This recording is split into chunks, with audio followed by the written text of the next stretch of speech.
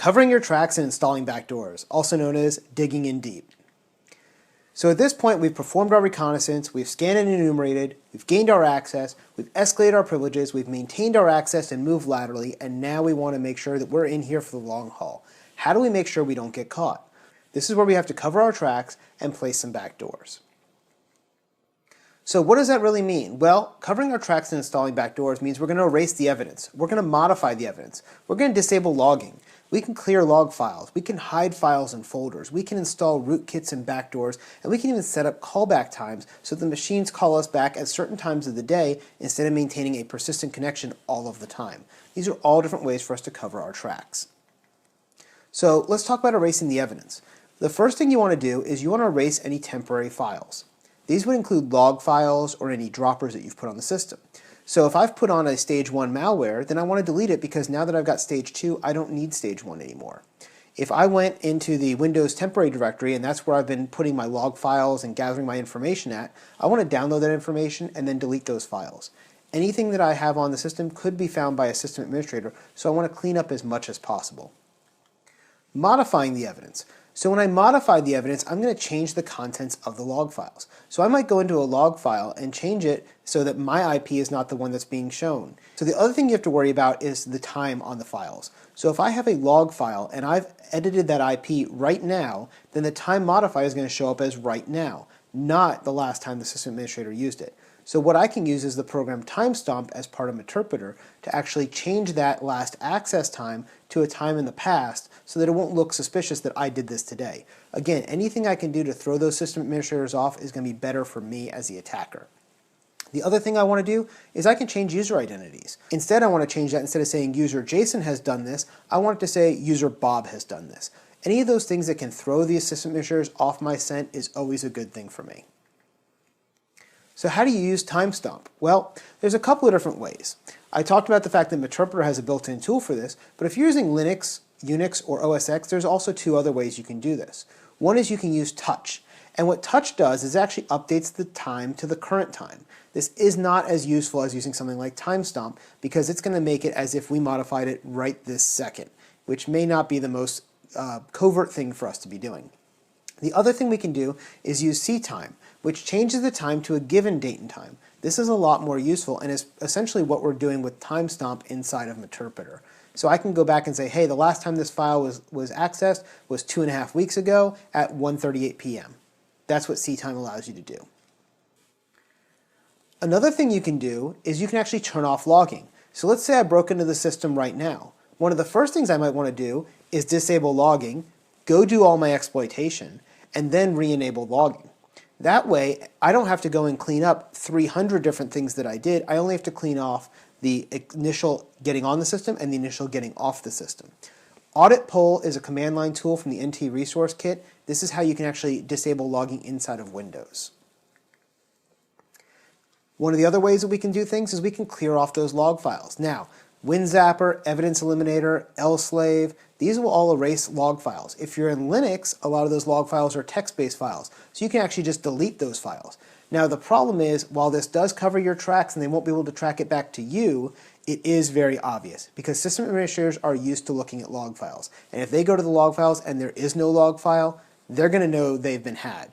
And so this is something you only want to do if you run out of time and you can't modify those log files. That's when you would go and clear the entire log files. Now, the other thing here is that as an ethical hacker, we have no use to do this. There's no reason that we would ever clear the log files because we're going to cover up bad guys as well as ourselves if we do this. So in an ethical hacking event, you will not be clearing your log files. You may modify them, but you will never clear them. So, while I'm on the system, what are some other ways I can hide myself? Well, besides disabling log files and deleting log files and modifying log files, I can also hide files and folders. So, if I'm using a Linux or a Unix system, hidden files are going to start with a dot.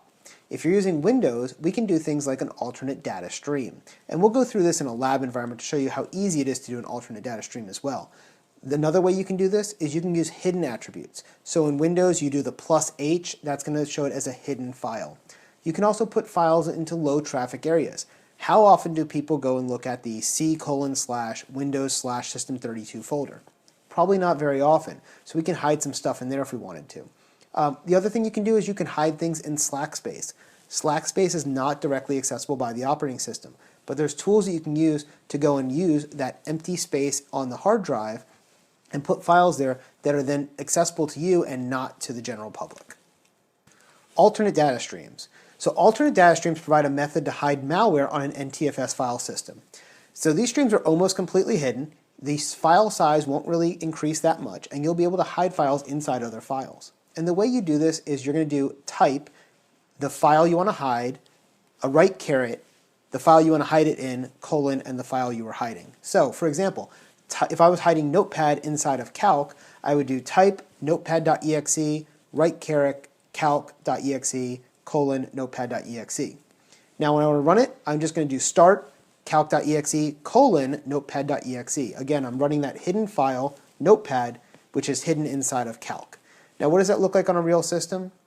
Well, if you notice here on the top, I have calc.exe as a 91K file. 408 bytes is actually how large it is. Now I'm going to hide Notepad inside of Calc. Did it make it go any larger? No, it's still 408 bytes. So for all intents and purposes, you can't see the fact that I have Notepad inside of Calc in the bottom part of the screen. But it is there, and if I type start calc.exe, colon, notepad.exe, it will launch the Notepad program for us. So we talked about hiding in the slack space. In Linux, we have a program called bmap, and we can use that to hide files in the slack space. What exactly is the slack space? Well, when you put in a file on a hard drive is actually divided into sectors, and there's sometimes extra space. We call that the slack space. So when the file ends, for instance in the picture here, I have 6.5 parts out of 8 are taken up by that green file. That left about 1.5 of orange that is empty.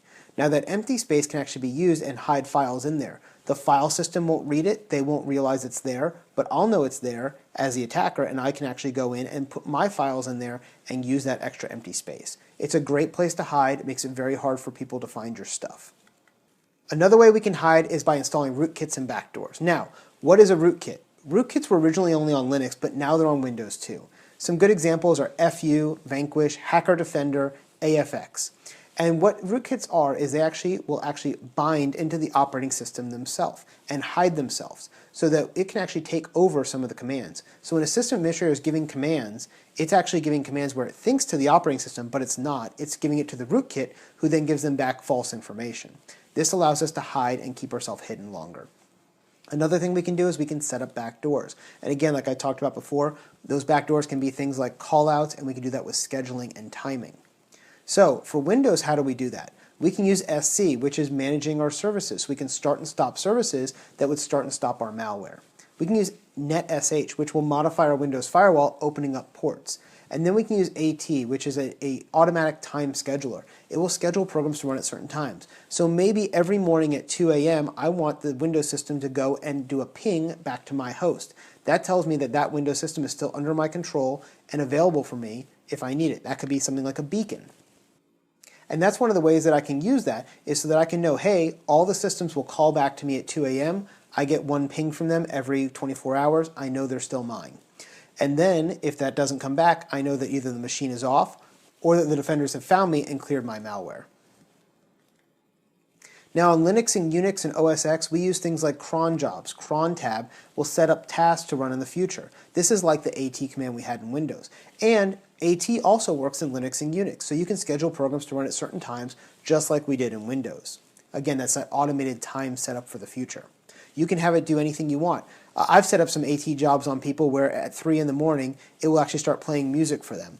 And the reason why we do that is it can be used like an alarm clock, or again as one of those prank things, or one of those ways to show system administrators, hey, I got you, you didn't find me, it's been 3 weeks, so now I'm going to set off music at 3 in the morning so you'll know that I'm there. So there's lots of different ways that we can cover our tracks, so we can place backdoors as we go through our systems. These are just a small, quick summary of some of the minor ones. Now that we've talked about some of the ways we can cover our tracks and place backdoors, we're going to go into our lab environment and we're going to play with both the alternate data streams and the time scheduling.